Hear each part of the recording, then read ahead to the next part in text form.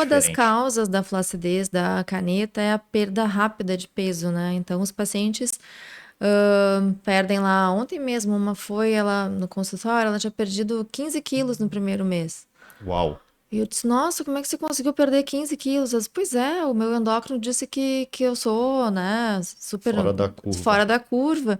Mas eu falei, tenta ir mais devagar, porque assim você vai despencar, a pessoa derrete.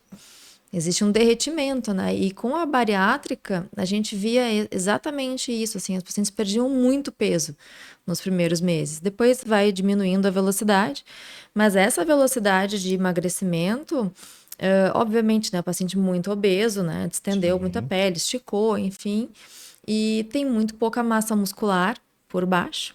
exato. Então, é uma junção de coisas, né? A má nutrição. Eu acho que o que é melhor com as canetas em relação à bariátrica é que muitas cirurgias bariátricas são desabsortivas, né? Sim, não é só o Então, desejo não do é paciente. exato. Então, o paciente já fica mais mal nutrido, tem que suplementar vitaminas e tal, e não consegue comer proteína adequadamente.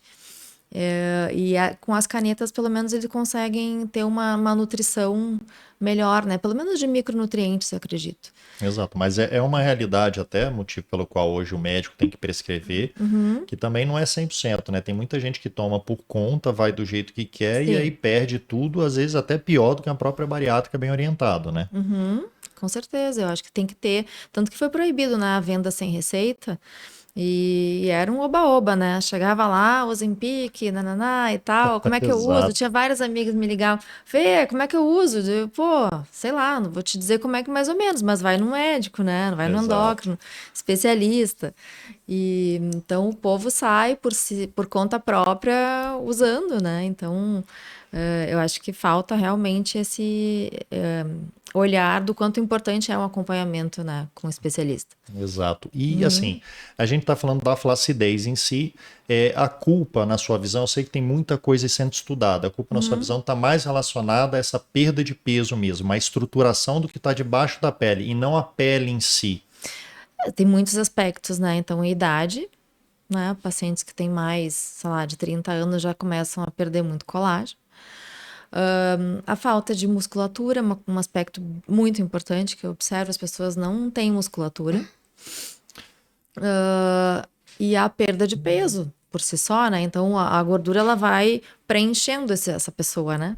No momento que ela para de preencher, falta uma sustentação ali, a pele não A volta. saúde da vovó não tá ali, que era o gordinho. Exato, com certeza. A gordura dá uma preenchidinha. Pode ver as vozinhas mais gordinhas, ela tem o rosto esticadinho, né? É verdade, a vovó sabia disso, A pelo vovó menos. sabia disso. Então, hoje, os pacientes que usam essas canetas muitas vezes vêm com queixas justamente de derretimento facial.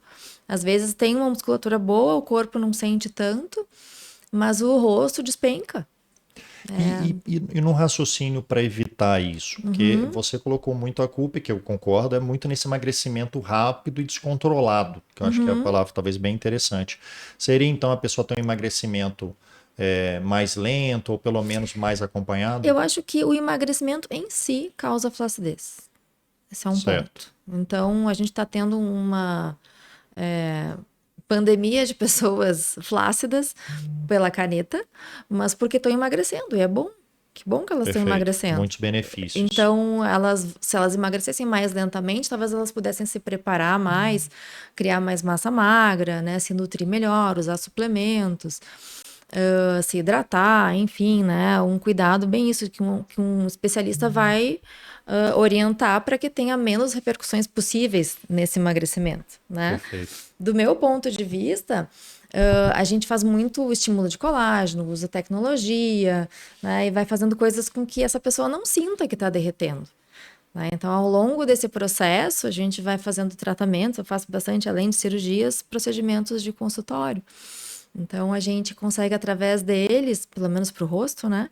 E fazendo essa adaptação. Essa reposição Exato. devagar e de acordo com a necessidade, sem De precisar de correr atrás de tudo de uma vez. Exato, exato. E no corporal, eu vejo que também tratamentos para flacidez são muito buscados, né? Então a gente vai paciente vai emagrecendo. Tem gente que me diz, não, eu prefiro emagrecer tudo, ficar toda mole, aí eu venho Pra aqui. depois correr atrás. Exato. Ah, não, meu caso é cirúrgico, meu caso não é. Então, depende da maneira que o paciente vê as coisas, do que ele tá a fim de se submeter ou não, né? Sim. Tem pacientes que sentam e dizem, não, é cirurgia. Tem outros, não vou pra mesa, entendeu? Então, a gente tem todos os tipos de pacientes e aqueles que estão super né, sabendo, tendo consciência do seu estado de grau de flacidez e o que vai ser preciso. E tem outros que, apesar disso, dizem, não, qualquer melhora para mim, eu já tô satisfeito, né? Então, eu acho que tem essa